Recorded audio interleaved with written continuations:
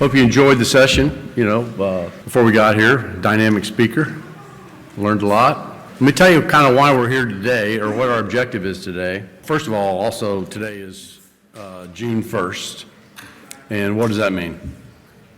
You're Floridians.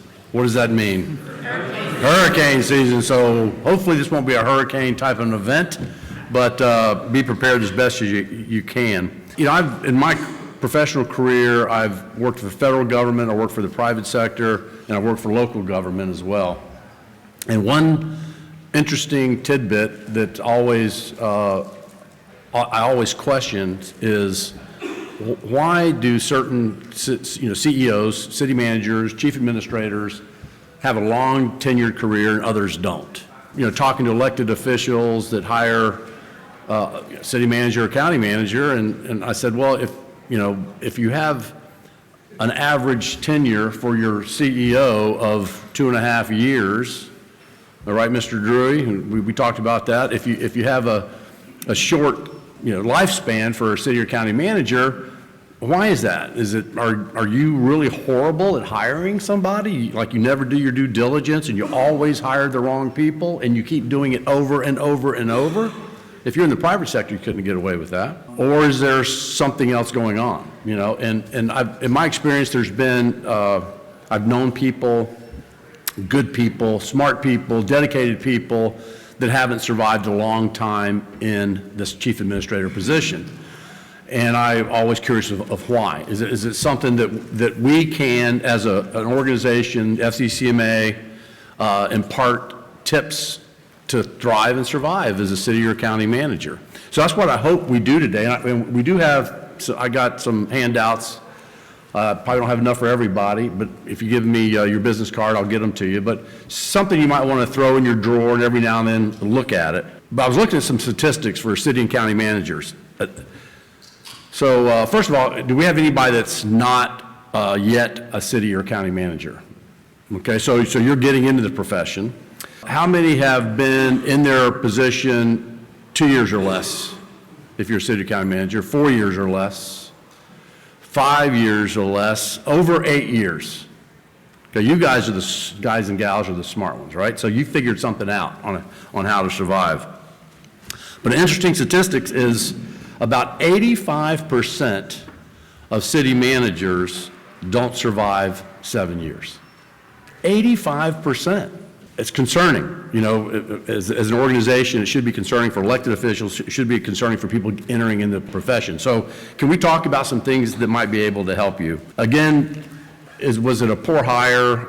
Was it the applicant wasn't prepared? A lot of times we don't do things to prepare for the position. It's a paycheck, it's a job, I'm ready to go, I want to go to Florida, I'm at Ohio, Florida sounds good, but you're really not ready for the position.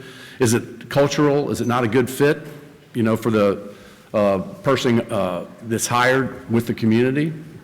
Is that something that you should look at if you're entering the profession, to really do your due diligence on a community to see if it's a good fit for you, regardless of how smart you are?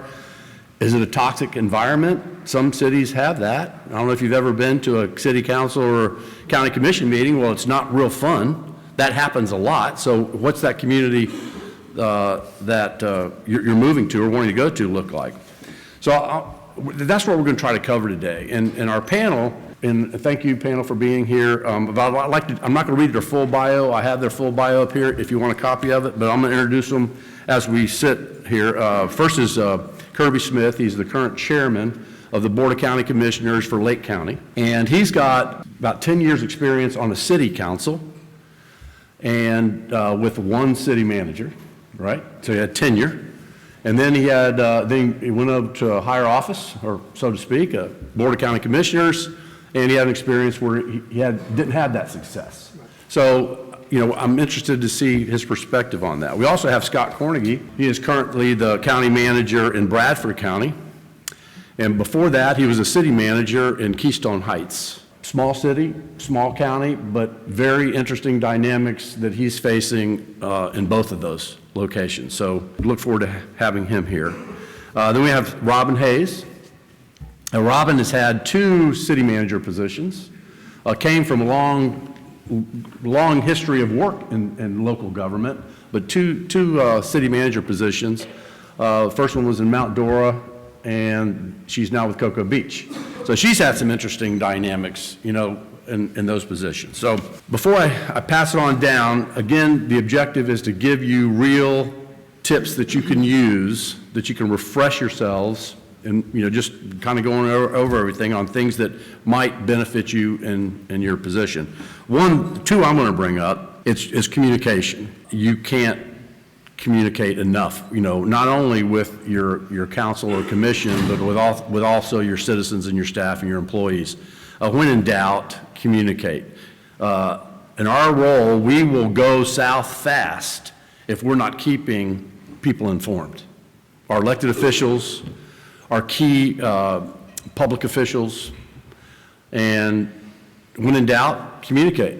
If I'm talking, if I have something comes up in my city, I said, I wonder if I should tell my council about that. If I even think that, boom, I'm making phone calls and I'm talking to my council. So communication, and also another tip that I would have is as you move into a new position, this isn't Succession on HBO or whatever, corporate America, come in and clean house. If you go into a new position, they say God gave you 2 ears and 1 mouth. Use them in that proportion. Spend a lot of time investigating, understanding the culture, learning your employees, learning who your elected officials are, and learning some of the dynamics with your public safety and citizens in general. Slow down. If you get hired, just slow down. You don't have to change the world in the first 90 days. Just slow down and get to know the system but before you start taking any crazy actions. So those are a couple tips, and I'm just going to go down the line and ask the panel members to share, if I was starting a new position, what would your tips be for me? We'll start with Mr. Smith. You want to start with me? Sure, why not? So, all right. Well, thank you for having me, and thank you for inviting me. He took most of my bullet points.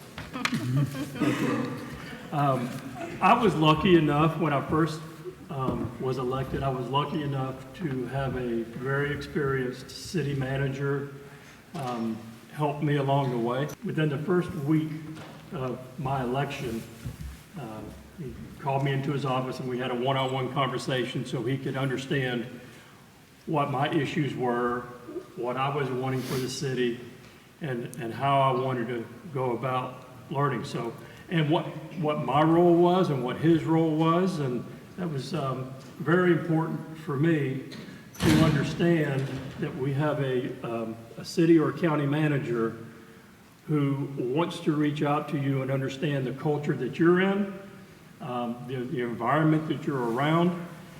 So that was extremely helpful for me.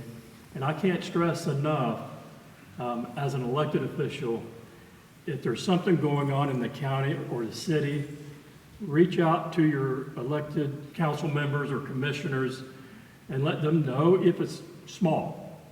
There's a forest fire, or there's a small fire on 300 acres in North Umatilla.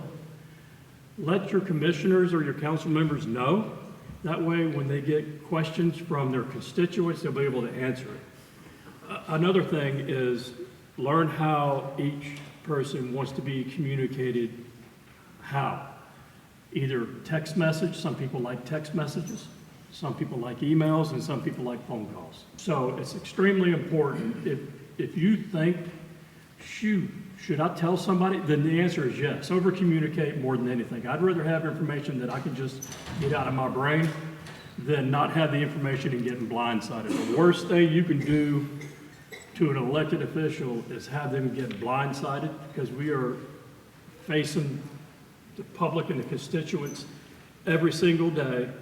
Every time you walk into a restaurant, there's a question. Every time you go into the grocery store, there's a question. So give your elected officials as much information as possible, whether you think it's trivial or not, because some of it may not be trivial. It may be trivial to you, but it may be a very important issue for that person's constituent in his district.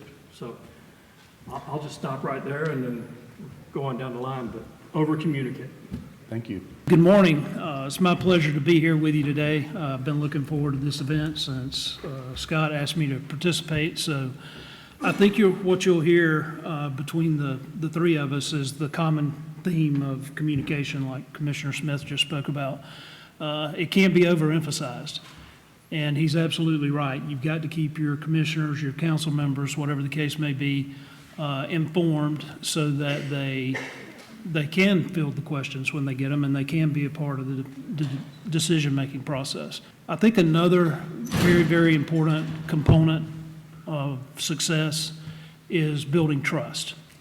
And when I talk about building trust, I'm talking about with your commissioners or councilmen, not only them, but also the entire community. And how do you do that?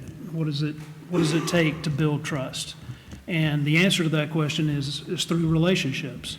That's what everything is about, is relationships. You can't get anything done unless you have relationships with the community leaders, the business leaders, and members of the community. Well, how do you do that? What does that look like? I would say that you should make it a point, make a serious effort to attend as many meetings and forums, whatever public gatherings, social gatherings that you can attend. For example, go to your Chamber of Commerce meetings, your Tourism Development Council meetings, economic development meetings, even service clubs such as Rotary, Kiwanis, and many others. It's important to get out into the community like that and build those relationships. When you do that, that's how you build trust. You get to know these people personally, you work with them, and when the time comes, you'll be able to go to them for whatever your need may be, and they trust you. So they're more inclined to do what it is you're trying to help you do, whatever it is you're trying to get done. And once again, that folds back into the communication piece, but I think building trust is very, very important. Good morning. Thank you. I would say, again, agree with the other gentleman here. I think that communicating and building relationships are the important keys. Also listening. So much of what we do is just sit back and listen to a commissioner or council member, and they're not expecting a response every time. Listen to them. And then, it's a thought process as to how you respond to them. The communication is a two-way. I think you have to make sure that you're reaching out to them anytime there's an issue, 100% there, but also on a daily basis or a weekly basis. Every commission or council is different. I think it's important to convey the message of an agenda or whatever it might be to them so they understand it. That's the key. They don't work in our world as much as we would like to think they do, so they don't always understand the item that's before them or the concern. But what they do understand is they are approached by a constituent at Publix or at wherever it might be, at Winn-Dixie or whatever your store happens to be, constantly, and ask questions. So it's up to us to provide them the answers before they even are posed with a question. So we have to interpret what may be happening in the community and provide them that information. I think also making sure they understand a little bit of the current environment in which they may not reside in the sense of media and so forth. That's important too. It's something that a lot of times comes before the city manager and your PIO or your communications division. So those are things that are happening behind the scenes they may not know about yet. You really have to spend time and go through that, scrutinize it, be involved in that piece of it enough to know. That doesn't mean many hours every day, but you do have to have that knowledge to know and then to convey that message to them. And I would agree also, it's knowing who likes to meet in person, whether it's text or whether it's a phone call. I've been in one city, an hour every week on an agenda item with every person, but that was meaningful. So we didn't always speak about the agenda. We spoke about general things, but they had that time. So not every situation's the same, and you have to gauge what your situation may be. But just sitting down and listening to them and speaking with them, and then asking their concerns, knowing their direction. We can't give them information if we don't know the direction they're running in, or maybe their thought process on a certain item that's coming before them. So it's just, again, having a two-way conversation, but making sure you're listening at the end of that two-way conversation and really hearing what they're trying to tell you. Sometimes that message is not easily conveyed. So I can't, you brought up a good point. I can't express the importance of having an agenda review with each of your commissioners or council members before the meeting. I have questions, I read through the agenda, and I'll have questions for the county manager, and she'll answer them with our county attorney. The one thing that I don't like doing to at least my team or my county manager or the department heads is I don't like gotcha questions. So I'll give them a heads up. I said, I'm going to ask this question. Please have the answer. And then I expect the same back. I don't want to be gotcha'd when I'm up on the dais running a meeting. I don't want to have a gotcha coming back at me either. So it's important that you let your elected officials know is if they have questions, ask. Sometimes I ask questions that I already know the answer to, but I think it's important that the public hears it.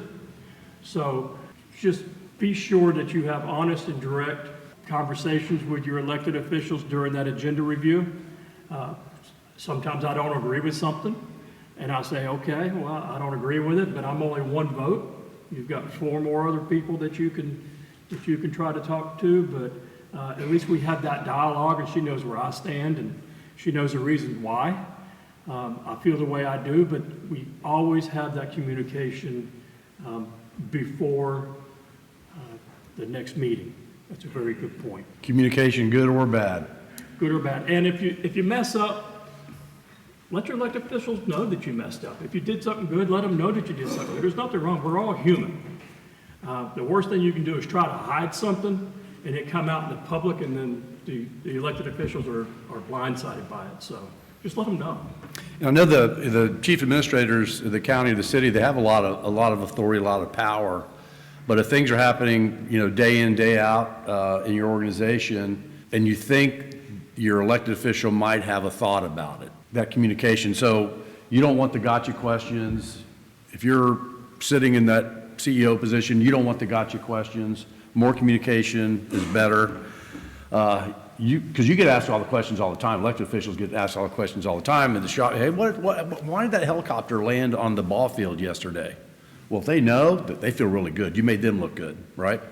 So that's very important. We talk about communication, trust, and we really are a service organization. So it's the commitment to not only the citizens, but our elected officials, our employees, and how we do that. So we've got this list of tips that the panel came up with that we're going to share with you, but I want to see if we have any questions. We have we have retired, right? We have retired city managers in here. We've got current city managers here, and we got new folks coming into the system. So now's your time to ask those questions that you might not be able to ask anywhere. So, yes.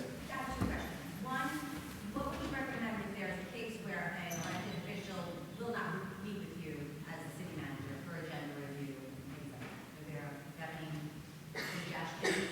And the other one is along the same line where the trust has been broken, maybe, and you may not even know why on your side of things, but the information that you share, they don't believe and all of that.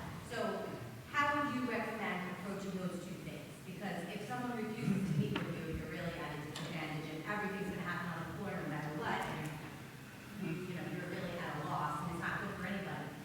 And then also, regaining trust that you may not have even realized was lost. Want to take that? Sure. So the recommendation for the first part about the commissioner that's unwilling to meet, I would say that the best thing you could do is whatever conversations you have with the others, you duplicate that conversation in an email and email it to that person every time. And once again, the word over communicate was used earlier. That's what I would do with that person. That way, if there ever comes a time when it became contentious or your management were called into question, you would have that record to help support your position. Yeah, and I've experienced that, so I know what that's like. And again, that's basically what I've had to do is just send out emails and provide that information. Because if they refuse to come in to meet with you, then you're just stuck with, how do I get in touch with you and how do I let you know what's happening? The other thing I've done, they do have a voicemail. Sometimes they don't answer. I'm one who'll tend to leave a voicemail. How are you doing today? Hope you're doing well. I usually also reach out to that person when they first walk in the meeting in the evening. The evening commissioner, how are you this evening? So I just continue to put yourself forward. I think that's the best thing we can do. I think if you built the trust and the relationship in the community, they also hear from our community. So just rely on that to some degree. I'm sure there are other ways, but that's one of the things I found works. It's successful in the sense that you're out in the community, you're still seen doing what you need to do, you're continuing to build their trust. You're continuing to work with the remaining part of the commission and their trust, and you're continuing to strive to make sure that relationship improves. Again, we're all about relationships. We have those relationships sometimes with families, so take up the same perspective that you're just trying to rebuild that. I think at the end of the day, we also have to remember to be humble, and sometimes it's very difficult, I think, for some of us in our personalities to kind of remember that. So maybe also on their side. So sometimes I try to take that inflection and maybe turn it around, and maybe I've, stepped over and I don't know where I've stepped over. But give me some guidelines or give me some hints. Until they do, I'm just going to continue to try to provide them the exact same type of service as best I can that I would the other commissioners, and continue to try to bridge the gap. Another question? Yes, ma'am. Any suggestions on how to handle commissioners that forget they're not staff and direct staff what to do? Or also, it's an unusual problem, I know. Or constantly ask for things that are self-serving. I need you to treat my street better than you treat other streets. And they're just going down a road that is going to get them in trouble in the end, So in many municipalities and counties, what you just described about the commissioner or councilman reaching out directly to county staff is prohibited and is actually actually considered malfeasance and is grounds for removal from the commission or the council. As a matter of fact, I've actually experienced that. And we had to take steps, the legal steps to address it. That's a tough road to go down. Obviously, you want to exhaust whatever chance there is of communicating between you and that particular commissioner before you start, using the word malfeasance and throwing that around. But once again, it goes back to communications. You call them in and say, "Hey, look, this is what you're doing, and it's not helpful. It's hurtful." And we can't do business this way. That's the way I would approach it. Mr. Smith brought up when you first came on, sat with the county manager, and they talked about roles. What's your role as elected official? What's my role as the administrative officer? And you kind of get that level of understanding from the get-go. Now, I'll offer a little different take on communication, at least from my experience, is our council members, they do talk to our staff, but they don't direct our staff. They don't tell them what to do. They don't tell them do this, do that, but they do talk to them. They call them and get their opinion, and I'm okay with all that as long as you don't tell them what to do. That's my job.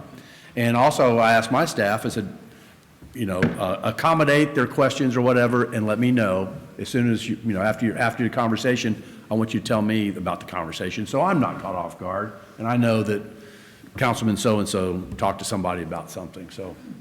So when I communicate with staff, I always CC the county manager. Like if I have a road question, I'll ask our road director, but I always CC the county manager so she knows I'm just asking a question. And you're right, you never want to have an elected official.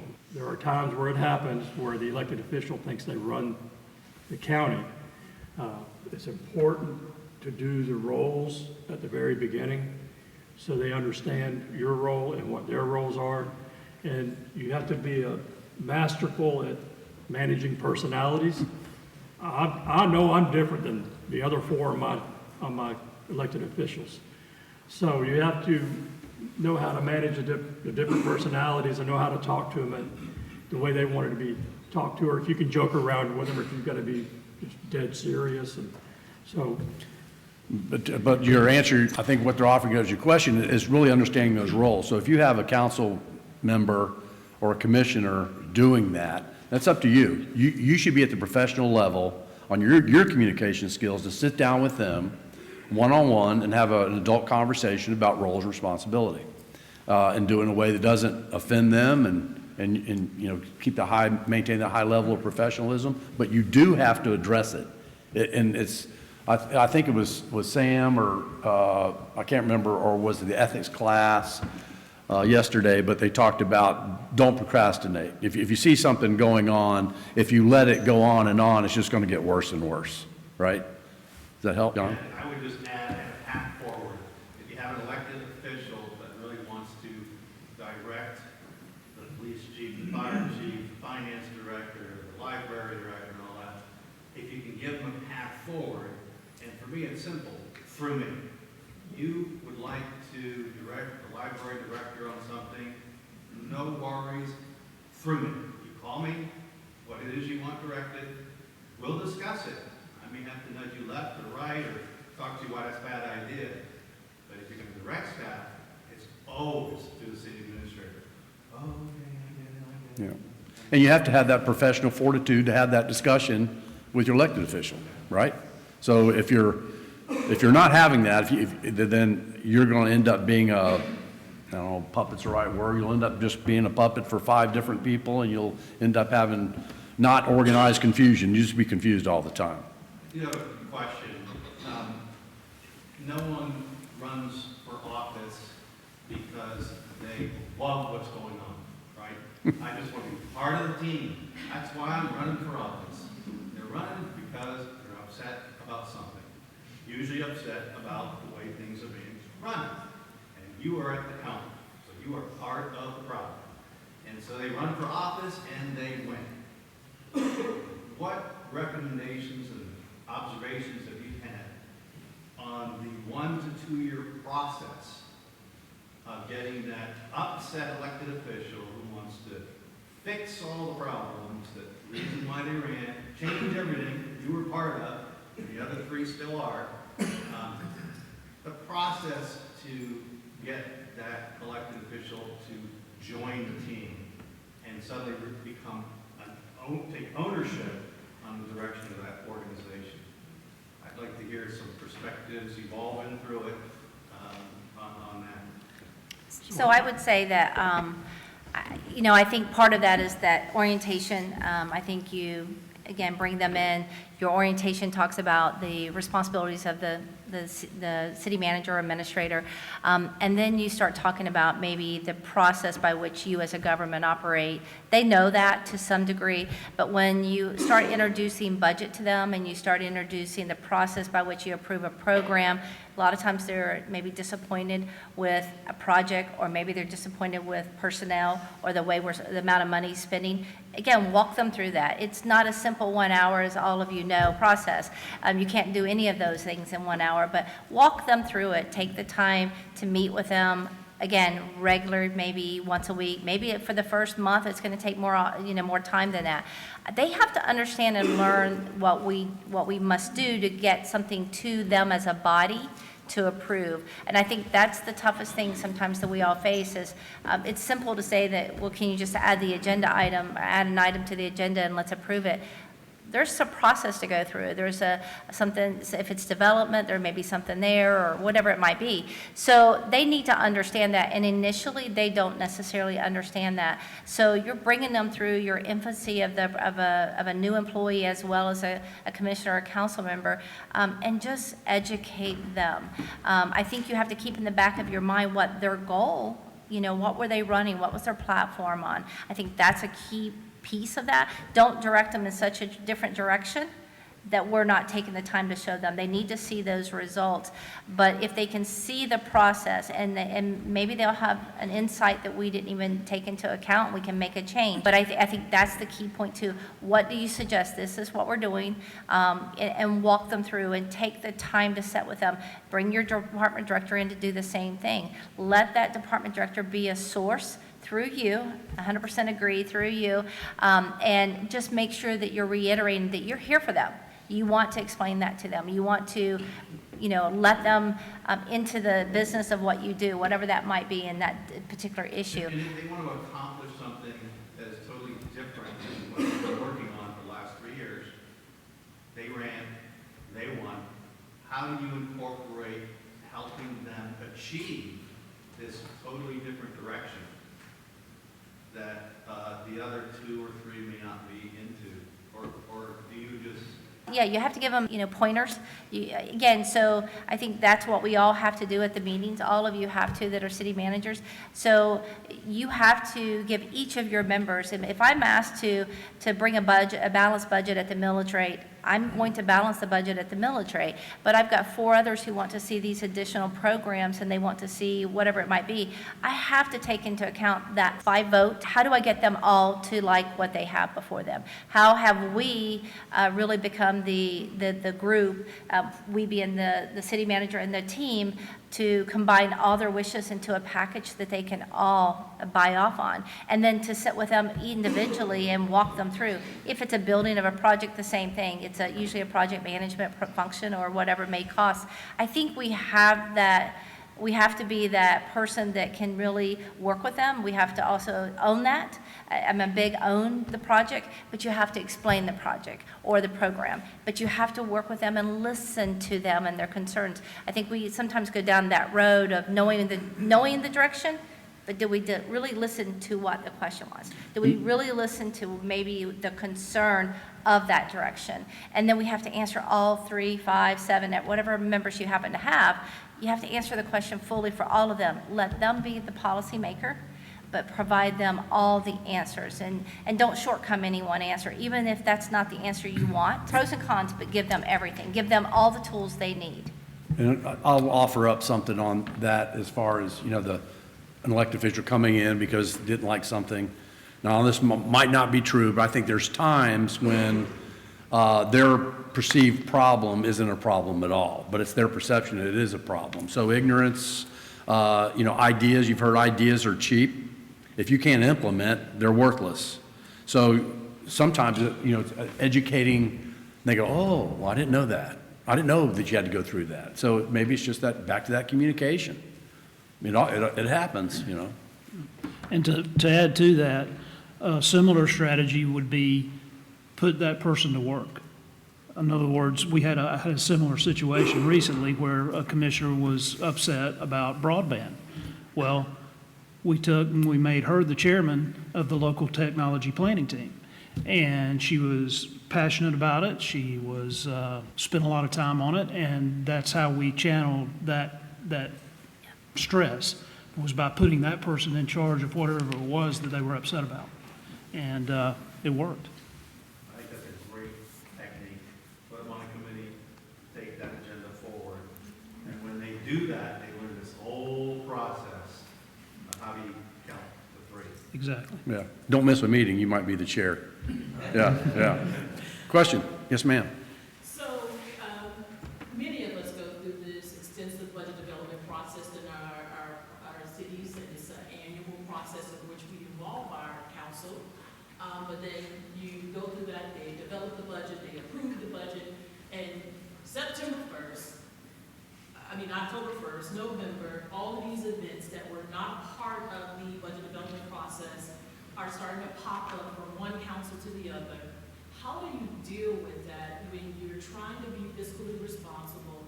You work with each council person to identify what their priorities are and their priority events, and try to work within that tight budget. But then here you are with event after event after event that's going way beyond the budget that has been adopted for that program or project. And some of them well outside what your post-strategic vision is or what you're trying to accomplish. Well, I recently had to create a task force to do that. So I utilize the community that shows up to our meetings, and I didn't utilize the commissioner on every board, or on every task force, but we had several items that came up, that fairly expensive items to consider. So we created a task force, put the community in charge, a 90-day, and go through that, and determine whether or not they would suggest or recommend going forward with that project to the commission. We brought it back through a work session so that we could have conversation in reference to it. I typically put a little bit, in my budget, I put in a contingency under the city manager, so there's funds there to use for certain things. Again, it's limited, but still. So I have a fund source that I can utilize. But let the residents determine whether or not it really rises to the top. And again, if you need to, you can include a commissioner. I had one where I had 2 commissioners interested. Golf carts are really important and big in Cocoa Beach and probably a lot of communities along the coast. But what did they want to do with them and expanding it? And there was going to be a little bit of money. So I had 2 commissioners involved. So I asked each one of them their interest, and we appointed one of them to be on that task force, again, just to listen and participate, but not necessarily, had to be careful about the recommendations from a legal perspective. But that's been positive, and they've enjoyed that. So we've had a task force at our country club. We've had a task force for our golf carts, and then one for e-bikes. So it's good because there's money involved in that. It's not part of the budget. I always relate any issues in the budget back to the strategic plan in which the commission has adopted and bought off on. So again, we try to keep the budget in line with our business plan, the strategic plan.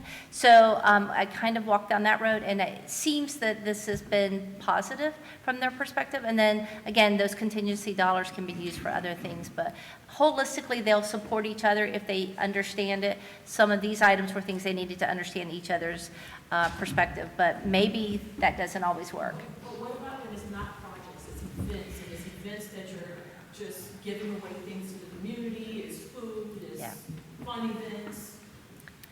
It's budget. Yeah, it's still I money. mean, It's still budget. Yeah. I'd say that's a great idea. I love those events. Let's have a bunch more, but we didn't put in the budget. You go back and do a budget amendment and have all your elected officials put the funds in there that you need. But if I tell my wife, hey, I'm going to get me a new GMC 4-wheel drive diesel, she'd tell me, well, that's a great idea, but it's not in the budget.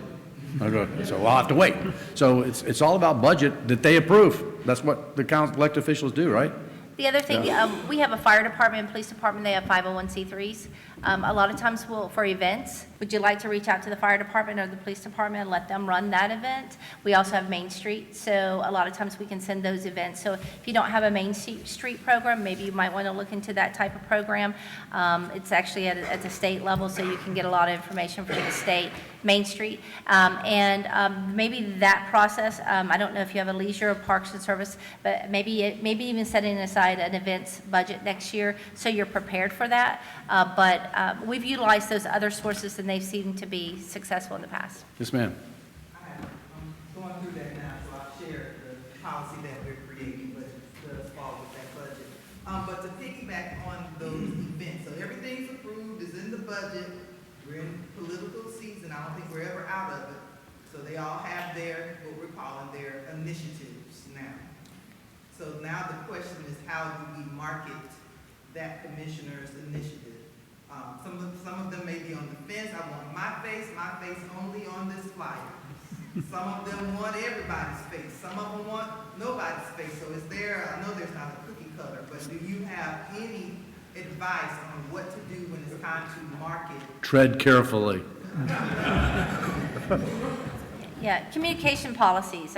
Some of the larger cities, I don't know some of the larger cities that might be here. I utilized a couple years ago, I think it was Tampa or Hillsborough County, had some great policies in reference to communications, marketing. When I speak of communications, again, look to your peers.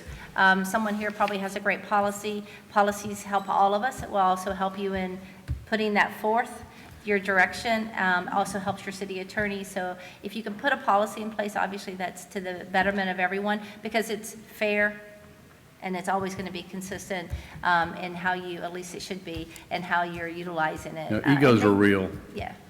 It's how you handle it. So we're I want to stay on time, so I'm going to ask the panel to give short, concise answers. That doesn't mean you were long-winded, but just nice, short. Politicians can't do that. Well, I know, you politicians can't do that. So, but I do want to get through a bunch of questions. I still want to, go over all these tips. We got about a half an hour left. So, yes, ma'am. Could you talk a little bit about time management? Because when you talk about the need to communicate individually with each commissioner or council member and go into community meetings, that alone could be a full-time job. So time management, and also then how do you set boundaries with your elected officials regarding your time? Work 60 hours a week at a minimum. No, you do have to work a lot. It is demanding.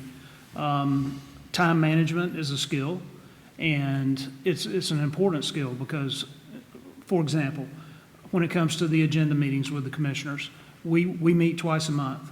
So it takes me one full day to meet with all 5 of my commissioners. So that's 2 days out of the work month that I'm fully committed to the commission.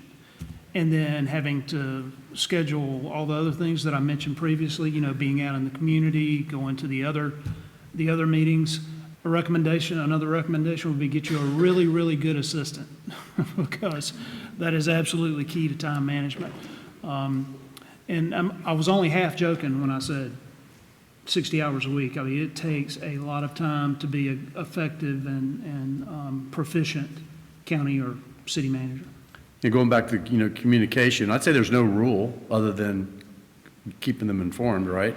So I've worked in places where those pre-agenda meetings with the elected officials went 2 hours, 2.5 hours with one person. Me personally, where I'm at today, I have one council member that I spend a little bit more time with than the other ones, but sometimes it's a short phone call. So it's relative to your environment. What do they need? What do they want? And don't do any less or anything more than they need, to manage your time best you can. Yes, sir.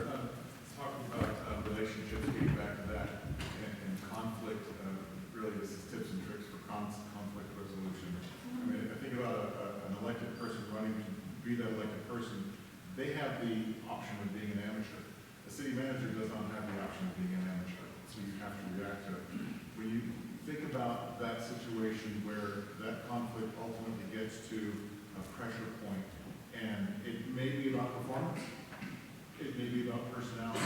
Sometimes they'll blame performance when it's actually personality. So let's talk, if you could, a little bit about those personality traits that a successful city manager has, like from a Myers-Briggs perspective, somebody who is approachable, somebody who's open-minded. What are those key qualities? Can I ask Mr. Mercer a question? Aaron, you went through a leadership program recently, and what's that one saying that what got you here won't get you there? What got you here won't get you there. And people that are usually in the beginning of their careers, they're very tactic oriented. I mean, they're results oriented. They work, get things done. Then when you get to this position, my 2 cents, it's 80% relationships, 20% getting things done. It sounds bad because you have a staff that's getting things done for you, but your whole mindset has got to change to going from tactical to relationship and very strategic, whether it's up, sideways, or down. I mean, so that's just huge. In a prior career, back to Aaron's comment about what got you here, you were getting 5-star reviews over and over and over and over, and all of a sudden you get to this one position and you're not getting those 5 stars anymore. Is it because you're not good, or you're in the wrong spot, or you forgot to change the game? It's not about the results, it's about relationships. So I think that's what good administrators do, right? Have a good relationship. So I might jumped in there, but. Yeah, I think it's important that, like I said before, you understand the personalities of your elected officials. As far as time, I go to events all the time, whether it's 5 at night or 7:30, and usually our county manager's at the big ones. She makes herself present in the public, and it makes us as elected officials feel good that she's out there in the community, talking to the community and understanding the culture. You got to know your culture. When you're doing, in my opinion, when you're doing their job, you got to understand the culture you're fixing to get into or the culture you're in. And that's very important. Yes, ma'am, you have a question? Could you comment, or provide any tips on building alliances with other positions that report to the electeds? So if in a city, I'm thinking specifically city clerk, city attorney, in counties, we have not only those, we also have constitutional officers, that we do the budget for, and obviously relationships are important, but I've also seen some really toxic situations where, not naming names, but one of those charter positions had a very close communication with the electeds and very undermining of the city manager. And I see her. What city are you with? I mean, you know, those relationships with those constitutional officers, I mean, you Yeah, deal with so- it. Yeah, it's built, it's, again, understanding the personalities, and I would probably say you have a very good person that you can confide in so you can blow off steam, because there's things that you probably want to say behind closed doors that you don't want to say out in public. So do it with somebody that you can, go back and forth with, and just understand the personalities. I mean, each constitutional officer, they're elected as well, so they have to face the public. They're under the same pressures. I'm on the campaign trail, I'm with 3 of them, the sheriff, the supervisor of election, and the tax collector. So we're all at the same events and just got to know their personalities. They're So- VIP people in the community, for sure. So in Bradford County, all of our constitutional officers and the county manager's office, we're all located in the courthouse. So we're all right there together. And the sheriff is across the parking lot. So what I do is I make it a point as often as I can, once a week, once every other week, to actually go around and visit the constitutionals. Sit down with them for 5-10 minutes and just talk. And I think if you do that and you build that personal relationship with those elected officials, you're going to prevent problems. That's just a way of getting ahead of things, and it's preventive in my mind. And it's worked. It's worked for me at least. But that would be my recommendation. I think that those high-profile constitutional officers generally have a lot of clout. They're in their political world for a reason. They do interact with other elected officials, and if one of them is a potential landmine, you need to work real fast to build a good, strong area of trust with this person, because someone like that can railroad your career, and you don't want that to happen. I've got a question. I'll ask Robin this question. How do you handle it when one of your elected members asks you what another elected member thinks about an upcoming issue? I think we all face that. So I just had it direct head-on, I guess, is my best way. I usually tell them that's not something we can discuss, but I would like to discuss the agenda item from their perspective and answer their questions. I think you learn to deflect. And, if it becomes persistent, which, I know I've had that once before, I remind them that there's laws against this and that we have to abide by the normal laws. I don't always state what they are because sometimes that seems too harsh, but just that this is not something that I can do. I can't violate someone else's thoughts and comments to them. That, when they walk onto the dais, they may have had 14 conversations since my conversation. Their mind may have changed or whatever it might be. So I do remind them of that, so that if someone's speaking to me of something, I'll be glad to answer the question, but I'm going to answer it very directly. I'm not going to give them anything from another commissioner or even another staff member.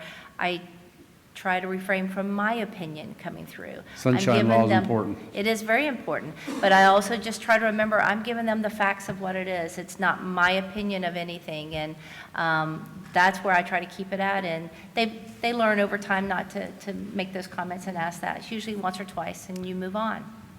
Scott, I'm going to ask you a question if you don't mind. Can you think of an experience you've had where you were required to use a combination of the things that we've discussed here today to move a project forward, or to deal with a similar significant issue? There are a number of situations where that has come up, but I think the one that stands out in my mind the most is what's referred to as the Black Creek Water Resource Development Project. What that was it's a project that will pump up to 10 million gallons of water a day from Black Creek, which is a tributary of the St. Johns River, 17 miles down to the Keystone Heights region where the aquifer recharge is for the North Florida aquifer. Through years of overpumping, lack of enforcement on consumptive use permits, not to mention a 30-year drought, those two lakes, Lake Brooklyn and Lake Geneva, have almost dried up. So we, back in 2016, I put together a water summit. We had all the elected officials in the area from Bradford County, Clay County, St. Johns River Water Management District, Swanee River Water Management District, county commissioners, any decision maker that could possibly be involved in this problem, we invited to the meeting. Out of that meeting came this project. Senator Rob Bradley took the ball from there and ran with it. That was back in October of 2016. And initially, it was a $42 million project that was funded by the state. We ran into a number of obstacles along the way. One of the biggest obstacles was the water coming from Black Creek was dark. It's filled with tannin. The water in Brooklyn and Geneva was clear. So DEP did not want to put dark water in the Clearwater Lakes, so we ended up going to Atlanta and meeting with DEP officials, giving them our pitch to try and allow it, and they denied it. So we had to go another direction. You had to pivot. And the pivot we came up with was filtering the water that's coming from Black Creek, which obviously doubled the cost of the project. Over time, it went from a $42 million project to a $120 million project. So how do we fill that gap? The state's not going to come up with all that money. Well, what we did was we went to the utility consortium, JEA, GRU, all CCUA, all the providers there in the lake region, and said, hey, we need this money. We need you to help fund it. They obviously pushed back. We ended up having to sue them. We prevailed. And so now the remainder of the funding is being provided through the consortium, and it ended up being a 25-cent per user cost, because obviously they passed it along to the users, and now households across the region are paying 25 cents a month to fill the lakes up. What a lot of people don't realize is when you flush a toilet in Jacksonville, that water's coming from Keystone Heights. They suck it right out of the aquifer. So, and I said all that to illustrate that when you have a long-term, oh, by the way, construction started on January 5th of this year. We're 6 months into it. They're already constructing the intake site, and now they're starting to lay pipe down 21, the 17 miles of pipe. So the lesson here is when you get involved in a big project, a project of that scope, you have to communicate. You have to build relationships. The people that you're going to and asking for help have to trust you. So I guess that's probably the best example I have. I think we're re-keying on some of those very important parts as you come into a profession that you need to be good at. I want to ask Mr. Smith a question. One of my commissioners said he wanted to put in the budget a community pool, even though it was not discussed at one of our budget hearing meetings. I think that's a great idea. Let's put it on the agenda. There you go. All you got to do is get it approved by the other 4 people, and it's a great idea, right? That's right. So, thank you. Any more questions? We got about 15 minutes. Just an observation of the constitutionals, meeting with them with no ask, I find is very productive. What are you doing at the tax collector's office? Just wanted to say hello, check in, and what can I do for you?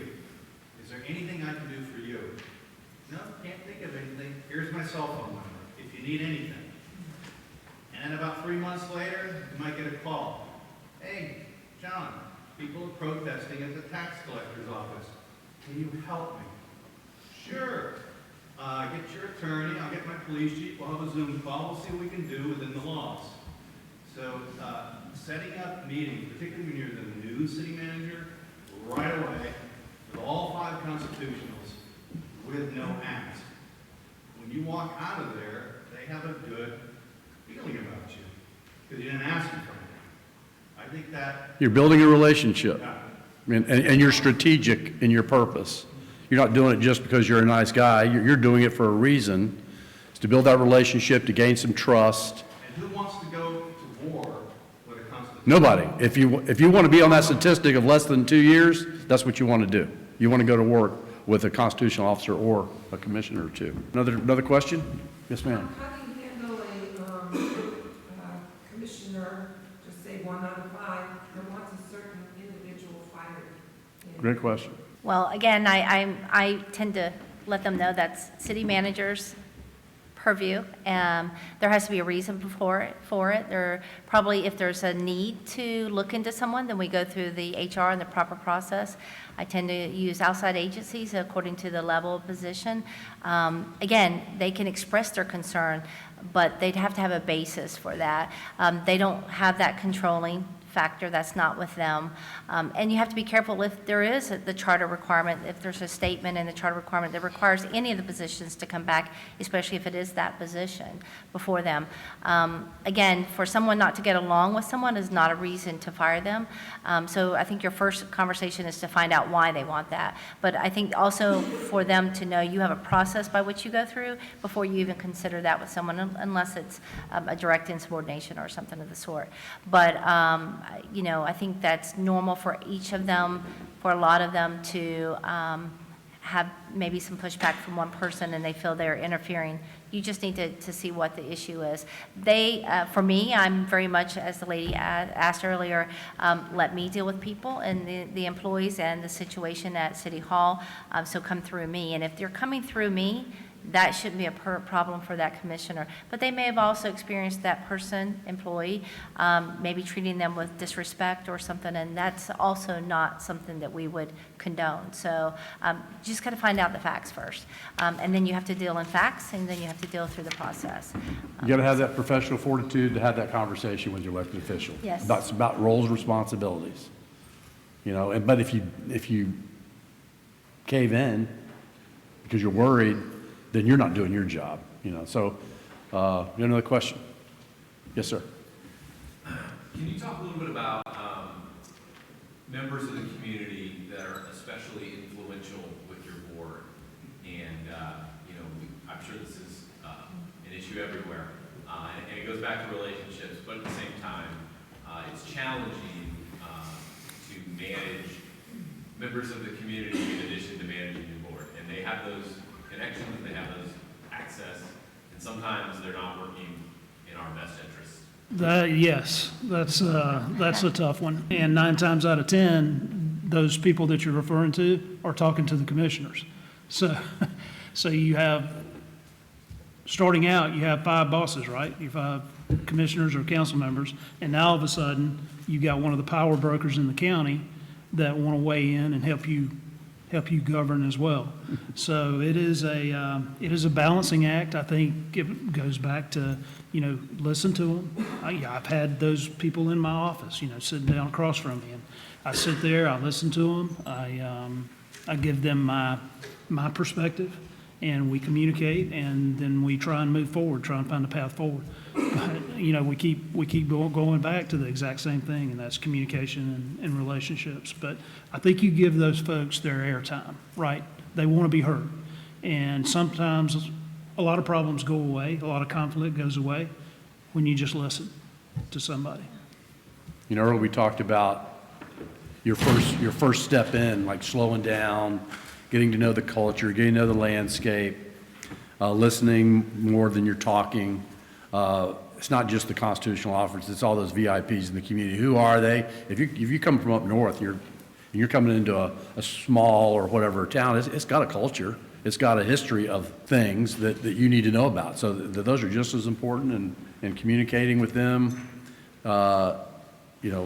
keep your friends close, keep your enemies closer. So if you perceive them, talk to them, meet with them. Just to add to that, campaign contributions, every election, I pulled all the paperwork that each one had, and I look at how much money was given by each individual, and then find out about the individuals. What needs in the community that aren't met. Those ones that put a lot of money into it, I spend time on finding out about them. The people that put very little money, I don't spend as much time. You can find out a lot on who gave money to the elected officials and what businesses they run. And then, oh, was there an issue with police? Was there an issue with something? I find that very helpful. Very strategic. You know, you've heard the saying, you know, be careful, I won't say it like I normally say it, but be careful whose leg you're tinkling on today, because it might be attached to the butt you're kissing down the road. And that is, if you're older, that comes to play all the time. Never burn a bridge, right? Another question? I want to read some of these that our panel was gracious enough to come up with. I'm going to read some of these. If it triggers a thought, then stop me or whatever. But these are just some tips. I actually, if you're so interested, take home with you, or I'll email them to you. And it's something that you just keep. And it's kind of like taking Sam's information in his PowerPoint and picking off the things that you like about it and kind of refreshing your memory. You know, I can't remember what I had for dinner last night, so you know, much less keeping up on things about 80% of what we do. So I'm going to whip through these real fast. And I think you'll see, and these were done before, but I think you'll see some of the questions were asked that, you know, they pertain to some of these tips. Communicate with elected officials often and equally. You know, when in doubt whether they need to be informed, inform them. When a new elected member comes on board, set time aside to discuss roles, right? We talked about that. When coming in new positions, spend most of your time listening, less time talking before you take any actions. Schedule individual time with each department head to see what their culture is and get to know them before you. I know you're the new big dog on the block, but you need to manage your team. Prepare elected officials for public meetings and ask them to prepare you for public meetings. You don't want these gotcha questions going one way or another. Understand the influence of government officials, you know, tax collector, property appraiser, et cetera, supervisor of elections. They are influencers. Sheriff, huge. Don't take on these people without some very thoughtful strategic process here. Get with some tenure in the city you're going to, the city you're in, with maybe your city clerk or another department head that's been around a long time. They can maybe tell you where some of these landmines are, that what you want to watch out for. Meet with local chapter representatives to talk about, the business chamber representatives talk about the business climate, right? You're business friendly, you want to help business. Schedule time with your city attorney. If you probably don't hire them, they're hired by the council. You don't want to have a bad relationship with your city attorney or the county attorney. You've got to figure out a way to have a good relationship, because you can make it miserable for them and they can make it miserable for you. So get a good relationship with them. Find a local reporter who does the political beat about the city. Get to know them, introduce yourself. That can also help you. Who do you talk to? You're the CEO, you're the chief executive, you have an issue other than your significant other, wife, whatever. Who do you talk to? They say the pay's better, but it's very lonely at the top, right? Because you have nobody to go to. So how about your colleagues? You have, I know in Lake County, we have monthly meetings where we get the city managers together, and we just do that to chew the fat. We really don't have an agenda, but we just talk, and it's a place that you can get some stuff off your chest. Any significant issues with public safety? Police, fire, get to know that. Get involved. I think Commissioner mentioned about getting involved in your local civic organizations.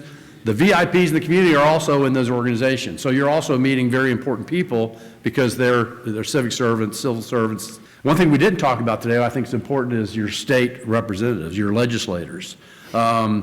If you don't know them, you should know them. You should know who they are. You should have introduced yourself, and you should know who their staff is, because you're going to be asking for money, for support from the state for appropriations, right?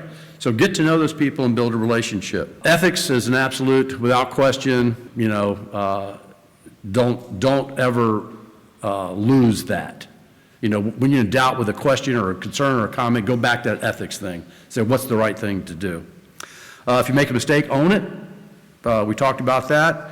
Landmines can be everywhere. These are especially for people who are just coming into a city or going into a job. Landmines are everywhere, and you are trying to avoid stepping on one, because if you step on one too soon, your tenure will be short in that job.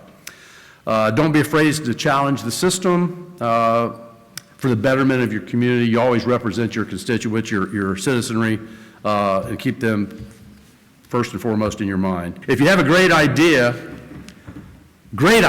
but your elected officials don't think it's a great idea, it's not.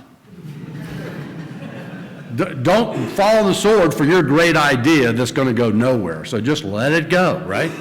So a lot of people, we've been there. People won't remember what you did, but they'll remember how you were treated. That gets back to communication, the relationships. Always recognize your team's accomplishments and get to know your, every community's got a culture and get to know yours. So, I think the objective today is I don't know whether it's FCCMA or other statistics, but I think it's a real challenge for our profession to make longevity a requirement. I mean, or successful, if we have the constant turnover in a county or city manager position, why?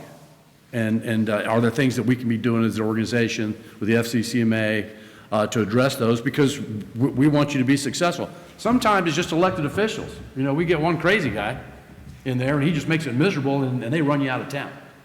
And that does happen sometimes. And elected officials change every 2 years or so, so it's a constant going back to square one, relationships, communication, building trust, and you just got it all figured out, and now half your board's new, you got to start all over again. So those are just some tips. I have them up here. If you want to take them, I printed some out. If they run out, then leave your business card and I'll send them to you. Did that strike any additional questions from going over that? Scott, can I add one thing Yes, sir. to that, back to the bullet about the media? Early on in my career, one of my mentors told me, he said, Scott, you always want to be friends with the person that buys ink in 55-gallon drums and newspaper by the train carload. And I have lived by that, and it has served me well. Yeah, you want to be personal friends with your newspaper man, so that when something happens that could be cast in a bad light or is unfavorable, he's going to give you a fair shake because he respects you and he knows you. So I think that's important to remember. Yes, ma'am. Any tips on to use or not to use social media? Go ahead. I mean, I got my opinion, but let's see what the panel thinks. So I know we have many sites, many in the city. Of our residents have probably, 10 to 15 different Facebook sites, which they're always putting comments on. But I think that when we push information out, when we do as a city, it just needs to be factual and it needs to be the truth in the sense of whatever we're talking about. We typically don't respond. I still think I think you have to weigh out each of the issues and then you have to weigh out whether you respond. I think you have to be careful when you respond and that it's not defensive. And that's very difficult to do. So it's just putting it out there as best you can. I do think we have an obligation to inform the citizens and the residents of anything that's happening and going on. And I do think that's important, but I don't think we can get into that war on Facebook anyway. And we have a little bit of Twitter, but not as much as we have Facebook in my current community. We have to be cautious. That some of those folks that sit on there and sling whatever they're slinging, they have all day to do that. Does everybody have your city word of mouth? I always kind of joke that the word of mouth, first of all, they never go to a commission or a council meeting. It seems like around 10 o'clock at night, they get really chatty. So I'm wondering what they're doing at 10 o'clock at night where they get a lot of bravado. But, I saw Tom here earlier, but on economic development, social media is dangerous if it goes not the way you want to go. The informative social media, letting the citizenry know what's going on is a requirement. You got to do that, but you don't have to have a chat room about it. And if you're a CEO of some big organization up in Dublin, Ohio, and you're thinking about relocating to someplace in Florida, you're going to Google that city, right? And if you have that city word of mouth, and it's all about just all the horrors of the city, then you know, they're going to look at that from a site selection process. So it's not healthy for the organization, not healthy for the city. I'm real scared of social. I'm an old guy. I'm scared of social media. I don't like to get too far down the road with it. Yeah, and I think you can use it, but you have to have someone who's good at it and someone who understands it and knows it and who's involved in it. Again, you can't just, it's not a cursory review or cursory look and then let's respond. So you really have to spend a little bit of time with it, and having a good PIO or communications department, I think is important there. And then how does your commission feel about that? I think that's the other piece. That's my problem. My Yes. city, I am the PIO Yes, so. and chief bottle washer. To What I me, like about it, and I have someone who watches it all the time, they watch the trend. Is it growing? Is it dying quickly? What I like about it is it gives me 2 days, 3 days to prepare my council and myself and how to respond to it. You're actually going into the minds of the culture of the community. 90% of it dies quickly, right? It's up, it's dead, don't even worry about it. But the ones that hang and go through the next day, okay. I'm watching, not responding. This looks like it's an issue. Time to contact each elected official. Hey, your constituents may be concerned about an issue. Here's my thinking on it. I've had 3 days to prepare. Where without social media, they just show up at a council meeting and I gotta react right then and there. So I kind of like that they're in social media, playing around, letting me know how they think, all their thoughts, all their comments, bring it on, keep coming. Now let's develop a plan to educate the board so that they can be prepared. For me, it's been working great the last 3 years on that aspect. Now that's the receiving, the dissemination on social media. Robin said, absolutely. I never do it. We go to our website and we'll make it one statement. You're controlling the messaging. Word of mouth, and this word of mouth, and participate. Yes, ma'am. I was gonna add to his point, we had something similar where we were monitoring a whole lot of feedback we were getting based off of sargassum. And we started to see a whole lot of questions and concerns from a lot of the residents that are, on the bay. Well, that gave us an opportunity. We started to talk to that district commissioner.